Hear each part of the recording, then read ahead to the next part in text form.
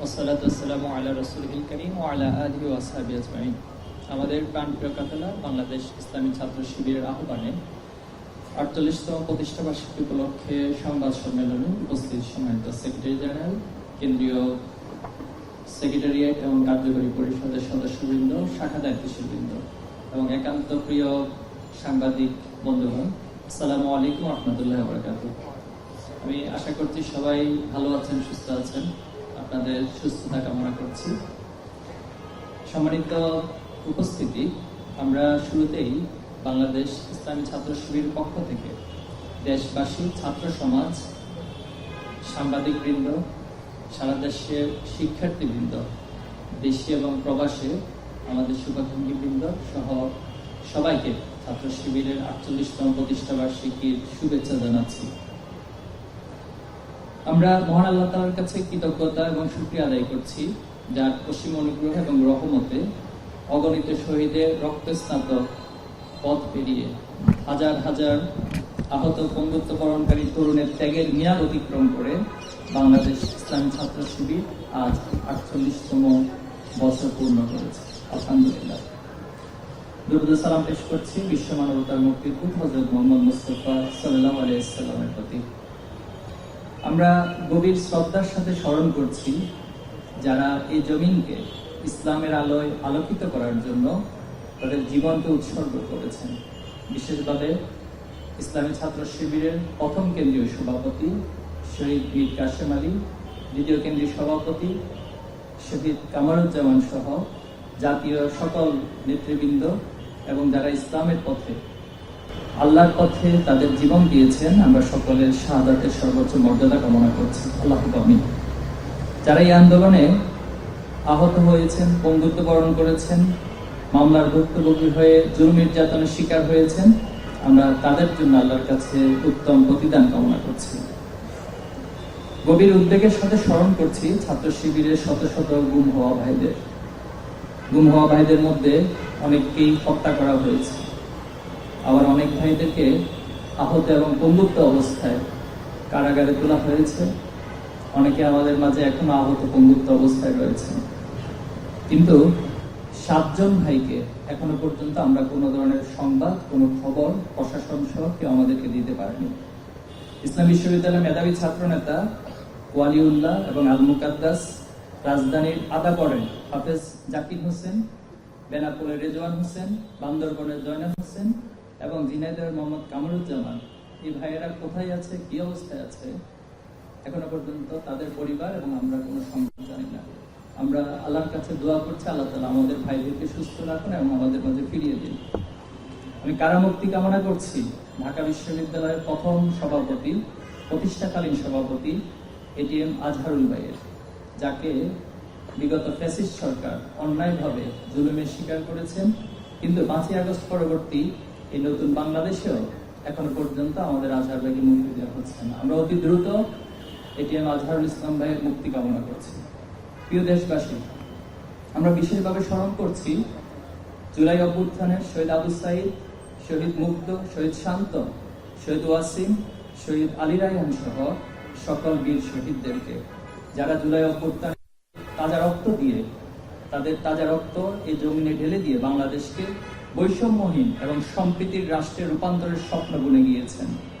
আহত পঙ্গুত্ব বরণকারী গাজী ভাইদের সুস্থতা এবং তাদের জন্য আল্লাহর কাছে উত্তম প্রতিদান কামনা করছি। যাদের অকৃত্রিম আত্মত্যাগ এবং অনন্য সাহসিকতার ফলেই আল্লাহর অশেষ রহমতে আমরা স্বৈর শাসনের জাল ছিন্ন করে স্বাধীনভাবে মত প্রকাশ, আদর্শ প্রচার এবং চলাফেরার স্বাধীনতা অর্জন করেছি। প্রিয় ছাত্র সমাজ, জুলাই অভ্যুত্থানের পরবর্তী ৬ মাস পূর্ণ হতে যাচ্ছে, কিন্তু গণহত্যাকারী আওয়ামী লীগ এবং তাদের দোসরদের বিচার এখনো পর্যন্ত সম্পন্ন হয়নি। আমরা ভেবেছিলাম যে শহীদের রক্তের উপর গঠিত অন্তর্বর্তীকালীন সরকার অগ্রাধিকার ভিত্তিতে জুলাই গণহত্যার বিচার সম্পন্ন করবেন, কিন্তু দুর্ভাগ্যজনক হলেও সত্য, বিচার প্রক্রিয়ার দীর্ঘসূত্রিতা আমরা লক্ষ্য করছি। পাশাপাশি আওয়ামী সন্ত্রাসীদের গ্রেপ্তার পরবর্তী জামিনে মুক্ত করা হচ্ছে, যা কোনোভাবেই কাম্য নয়। ছাত্রলীগ এবং যুবলীগের সন্ত্রাসীরা এখনো আমাদের ভাইদের উপর বিভিন্ন শিক্ষা প্রতিষ্ঠান সহ সারা দেশের বিভিন্ন জায়গায় গুপ্ত হত্যা, গুপ্ত হামলা পরিচালনা করছে। সরকারের গুরুত্বপূর্ণ পদে এখনো স্বৈরাচারের দোসররা অর্থের বিনিময়ে বিভিন্ন জায়গায় ফ্যাসিবাদের পুনর্বাসনে কাজ করে যাচ্ছে। সরকারের নির্লিপ্ততার কারণে পতিত স্বৈরাচার আবার মাথাছাড়া দিতে শুরু করেছে। নির্বিচারে গণহত্যা চালানোর পর এখন প্রকাশ্যে কর্মসূচি পালন করার মতো ধৃষ্টতাও তারা দেখাচ্ছে। সম্মানিত উপস্থিতি, আধিপত্যবাদী পার্শ্ববর্তী রাষ্ট্র তাদের পুতুল সরকার হাসিনার পতনের পর অনেকটাই দিশেহারা হয়ে পড়েছে। সীমান্তে উত্তেজনা সৃষ্টি ও দেশীয় দোসরদের মাধ্যমে নানা চক্রান্ত করে অন্তর্বর্তী সরকারকে প্রশ্নবিদ্ধ করার জন্য প্রয়াস চালিয়ে যাচ্ছে।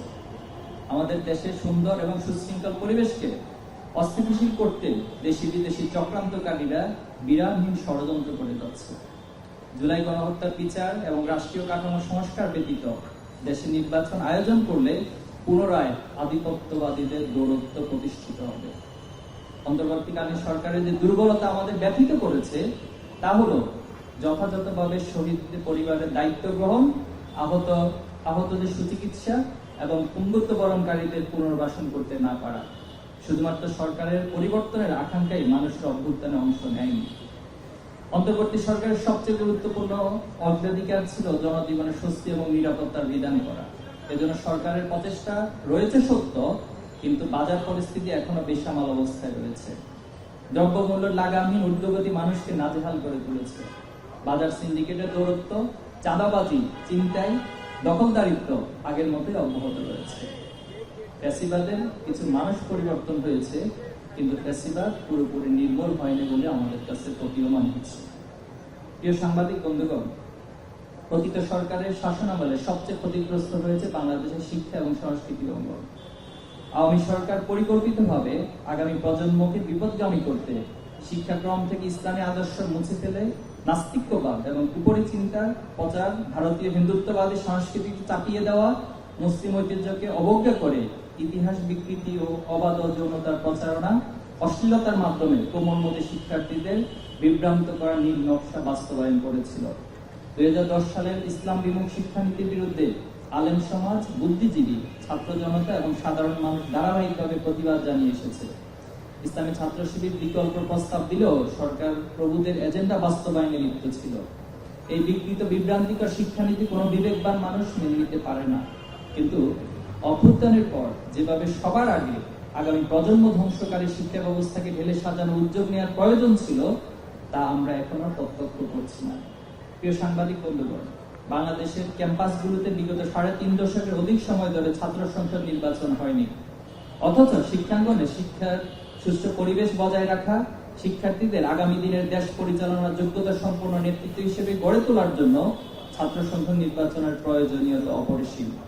এখন পর্যন্ত জাহাঙ্গীরনগর বিশ্ববিদ্যালয় ব্যতীত কোনো ক্যাম্পাসে ছাত্র সংসদ নির্বাচনের উদ্যোগ দৃশ্যমান হয়নি। কিন্তু জাহাঙ্গীরনগর বিশ্ববিদ্যালয়েও একটি ছাত্র সংগঠন শিক্ষার্থীদের দাবির বিপক্ষে দাঁড়িয়েছেন, পাশাপাশি বিশৃঙ্খলা সৃষ্টি এবং লাশের রাজনীতি শুরু করার হুমকি দিচ্ছেন। আমরা জাতির কাছে কষ্ট রাখতে চাই, কারা আবার এই লাশের রাজনীতি এবং শিক্ষাঙ্গনকে বিশৃঙ্খল করতে চায় তাদেরকে অবশ্যই জাতি চিহ্নিত করা উচিত। আমরা স্পষ্টভাবে দাবি করছি, অবিলম্বে সকল ক্যাম্পাসে ছাত্র সংসদ নির্বাচন আয়োজন করে শিক্ষার্থীদের অবাধ গণতন্ত্র এবং মুক্তিবুদ্ধির চর্চা বিকাশ ঘটানোর সুযোগ করে দিতে হবে।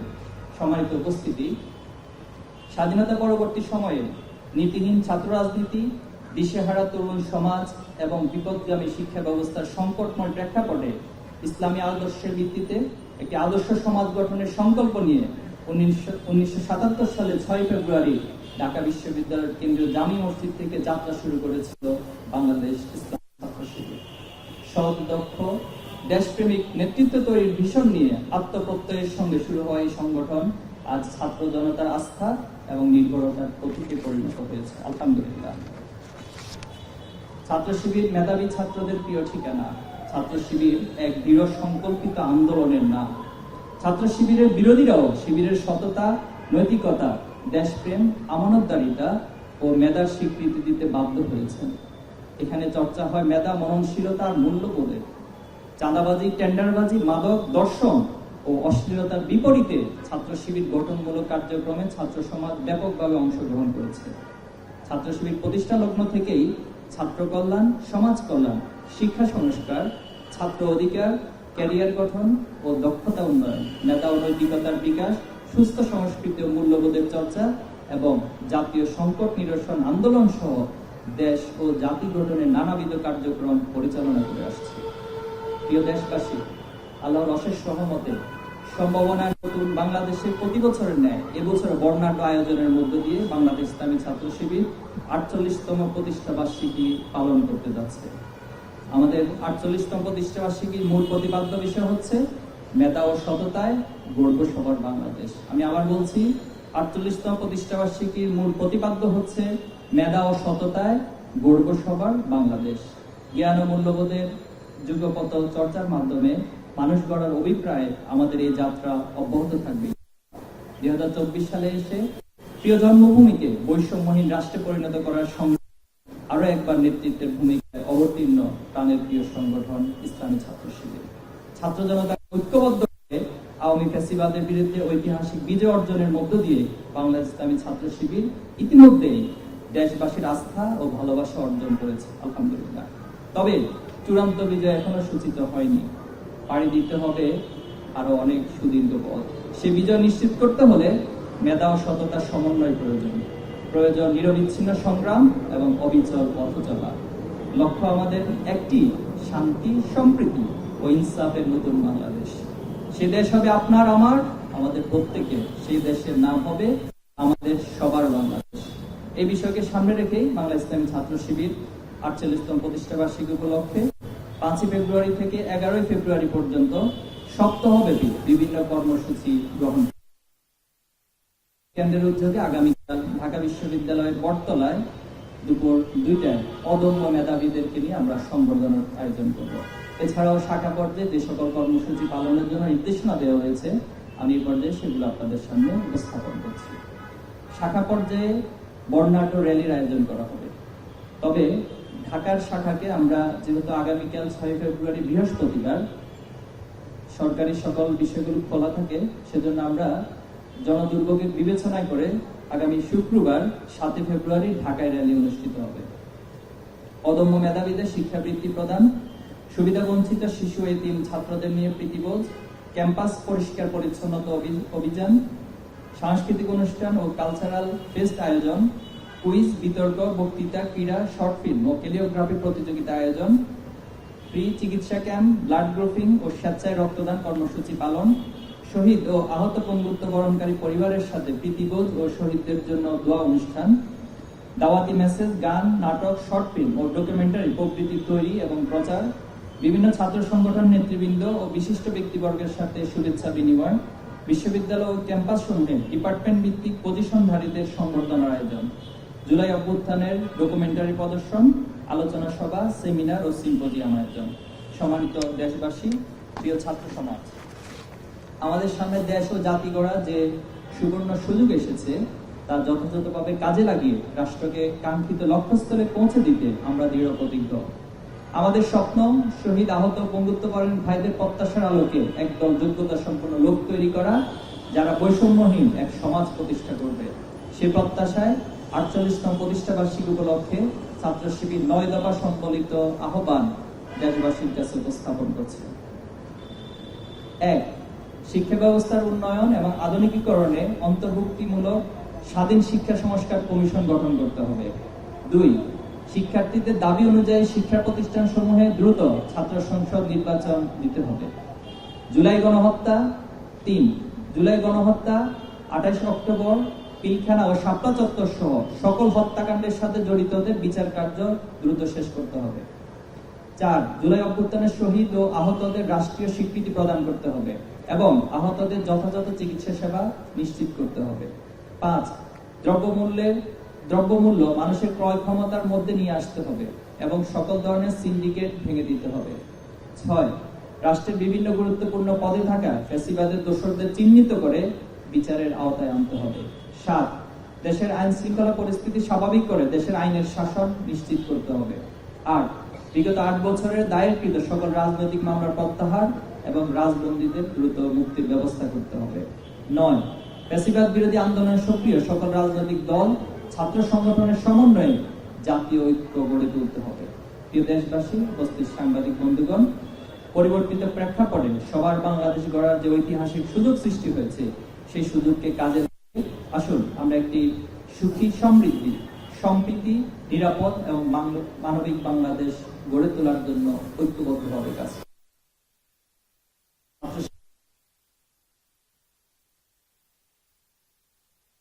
ভালোবাসায় আমাদেরকে শামিল রাখবেন সেই প্রত্যাশা ব্যক্ত করে সবাইকে আন্তরিকভাবে ধন্যবাদ এবং কৃতজ্ঞতা জানিয়ে আমার বক্তব্য শেষ করছি। আসসালামু আলাইকুম ওয়া রাহমাতুল্লাহি ওয়া বারাকাতুহু।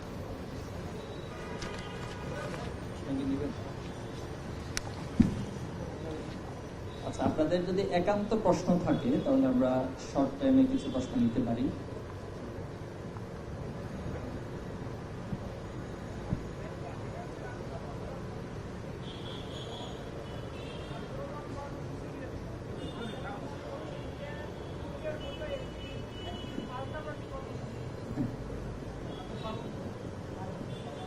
ছাত্রদল আগামীকাল আপনাদের প্রতিষ্ঠাবার্ষিকীর দিনে কর্মসূচি দিয়েছে।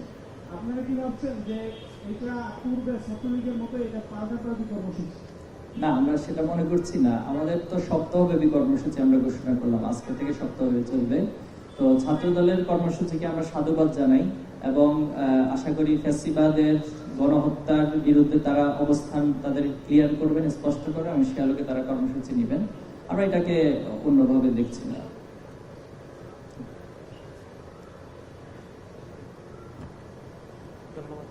তো ঠিক আছে, আমরা সবাইকে ধন্যবাদ জানিয়ে এখানে শেষ করছি। আসসালামু আলাইকুম ওয়া রাহমাতুল্লাহি ওয়া বারাকাতুহু। বক্তব্য সবাই মনোযোগের সাথে শুনবেন, এরপরে পরবর্তী করণীয় আমরা ঠিক করবো ইনশাআল্লাহ।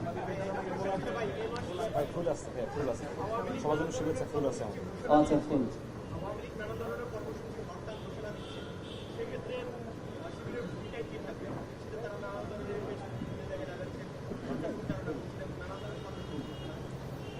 দেখুন, ফ্যাসিবাদের বিরুদ্ধে সারা দেশের সবাই ঐক্যবদ্ধভাবে আমরা আন্দোলন করেছিলাম। সেখানে শুধু ছাত্র শিবির একা আন্দোলন করেনি, সকল রাজনৈতিক দল এবং যারাই ফ্যাসিবাদের বিলোপ সাধন চেয়েছিল সবাই ঐক্যবদ্ধভাবে ছাত্র জনতা ঐক্যবদ্ধ আন্দোলন করেছিল। আশা করি সামনের দিনেও তারা যদি এই ফ্যাসিবাদকে আবার পুনরায় নিয়ে আসার চেষ্টা করে, আমরা ঐক্যবদ্ধভাবে সেটাকে মোকাবেলা করবো।